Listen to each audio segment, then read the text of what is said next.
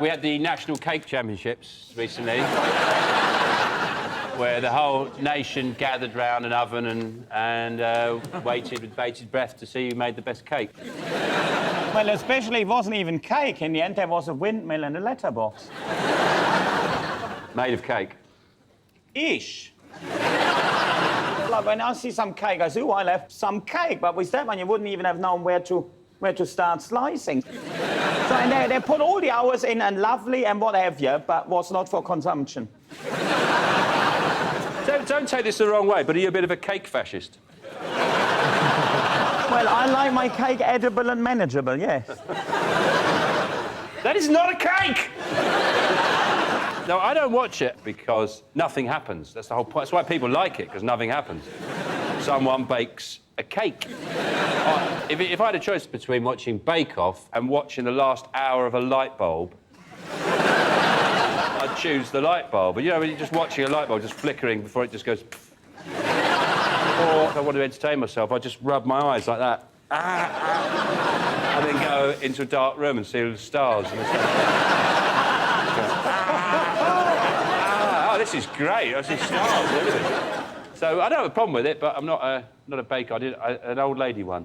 Bake Off is just about an excuse to eat cake. What is not to get? Yeah, but why that's wouldn't the you thing. watch it? It's only on telly. You can't eat it. Yeah, because then you make it. You go out, you then make yourself yeah, but you're a cake. not. You're watching telly. No, I go out, I make the cake. Well, not that cake. I don't make the windmill and whatever. So, which cakes have you made this year? What did you go with? This week, for the final, me and my husband made a chocolate banana loaf. A chocolate banana loaf? Yeah. It makes you feel better because it's got fruit in, so you think you're being healthy, but really it's just chocolate cake. Chocolate cake with a banana next to it, is it? Pretty much, yeah. Do you drink? No. No. That's it. You can only really get excited about cake, I think, if you don't drink. Maybe they should do drink off. Maybe they should just have people making drinks, that's a lovely gin and tonic. Yeah, lovely. Because you could really play along at home with that. Yeah. You have to keep Mary Berry on. Just faced by the end of it. She was loving the Baileys. She likes a drink, I've heard. And it would also make sense why it always... Mary would like you to, as if she couldn't speak herself.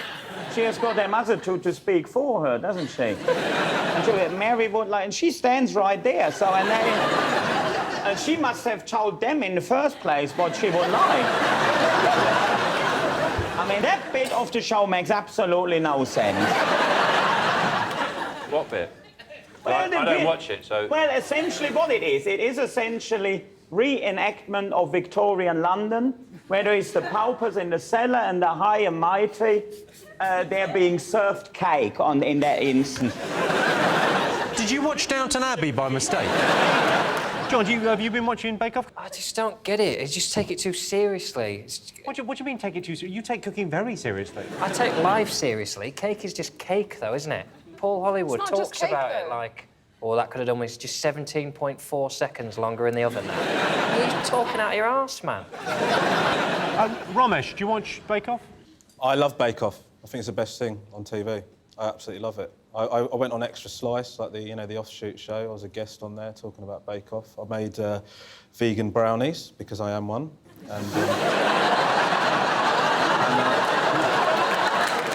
Of course, Henry, you've got Dancing with the Stars in America. In America, yes. Would you ever consider going on? I enjoy watching it.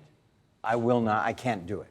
That's a shame. I think because you used to have incredible dance moves back in the day. I did, and I want to keep them a great memory. You would never be allowed on the British version because if anyone's ever been out dancing before, they say, oh no, that's unfair, they know what they're doing. So that seems to be the main criticism of most candidates. There has been a huge controversy this year because there's a lady on the show called Pixie Lott, who's very good, but she's done 8 years dance training at an elite academy, so she was always going to be quite good. She's favourite at the moment. She's 3-1 to win, as is Frankie Bridge, off of the Saturdays. You know the Saturdays? I actually met one of the Saturday. Really? Which one did you meet? Beautiful one. Oh. Well, I know which one it wasn't, That's, but... Henning, do you watch the show? Not regularly, but I wonder, a lot of them professional dancers, not the ones on the program, but there's loads of them that have gone to the well, dancing schools or whatever they might be called, and Dancing school, yeah. yeah, dancing school, and they've put themselves through everything because of the dancing, and then they see all of a sudden any old Herbert having a go on Strictly Come Dancing. They must be feeling like most stand-ups feel when they turn the telly on and there is Paddy McGuinness.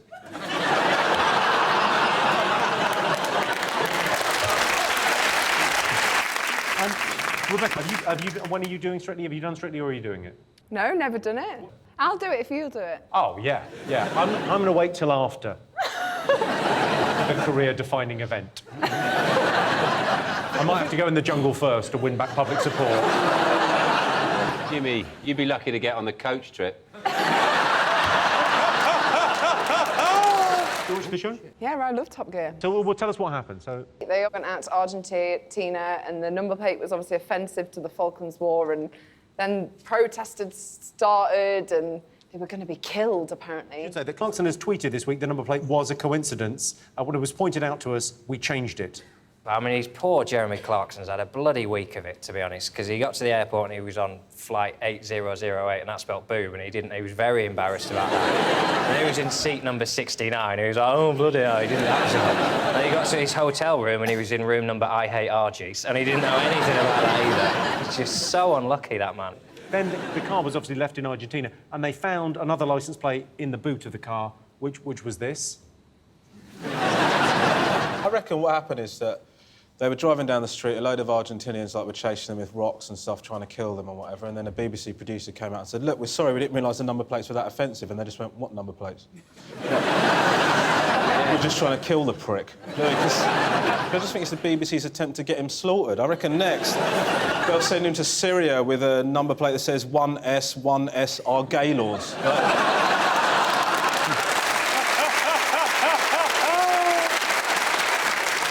When you Google Jeremy Clarkson, it genuinely says, people also searched for Jeremy Kyle and Piers Morgan. I think that says everything you need to know about him. No, but I think the thing about him is you have to say, you have to admire how good he is at his job. Because he can say virtually anything and they can't sack him. That's how good he is. Well, can I ask a question? How are the ratings? Amazing. Really? I think it's the #1 show in the world. Well, there you go. Yeah. So Basically, he's going to say whatever he wants. he could have a on Mary Berry's cake tin. And they go, oh, sorry, I didn't realise. I thought it was I didn't realise, sorry.